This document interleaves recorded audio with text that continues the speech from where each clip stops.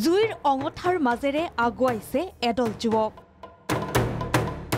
এই পকা অঙঠাসমূহত এনেদৰে নৃত্য কৰিছে যুৱকৰ দলটোৱে।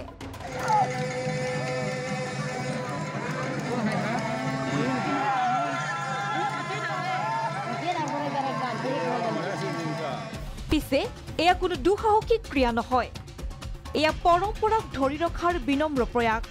এই দৃশ্যসমূহ বকৰ বাণীগাঁৱত ৰাভা জনগোষ্ঠীয় লোকে আয়োজন কৰিছে পৰম্পৰাগত কৃষিভিত্তিক উৎসৱ বাইখদেৰা।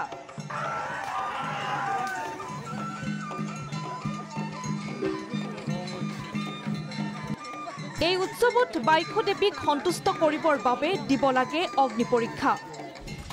দেৱী পূজা অন্ত হোৱাৰ পাছতেই পৰম্পৰা অনুসৰি এনেদৰে বাইখদেৱীক অগ্নি পৰীক্ষা দিছে ৰাভা সম্প্ৰদায়ৰ যুৱকৰ দলটোৱে। ইয়াৰ সমান্তৰালকৈ যুৱক যুৱতীসকলৰ মাজত আয়োজন কৰা হৈছে লেৱা টনা আৰু কিল্লা ভঙা প্ৰতিযোগিতা। বাইখ পূজাটো আমি ৰাভাসকলে আমি কৰি আহিছোঁ।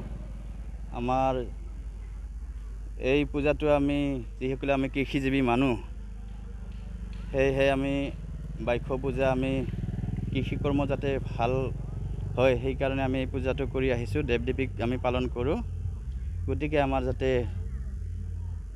পূজা কৰি আমি কৃষি কৰ্মত জড়িত হৈ যাওঁ, গতিকে এইখিনিয়ে। এই উৎসৱ চাবলৈ বকুৰ বামুণীগাঁও হালনিবাৰীত এতিয়া লোকাৰণ্য পৰিৱেশ। পকা অঙঠাৰ মাজত যুৱকৰ দলটোৱে কৰা এই নৃত্যই এতিয়া দৃষ্টি আকৰ্ষণ কৰিছে সকলোৰে।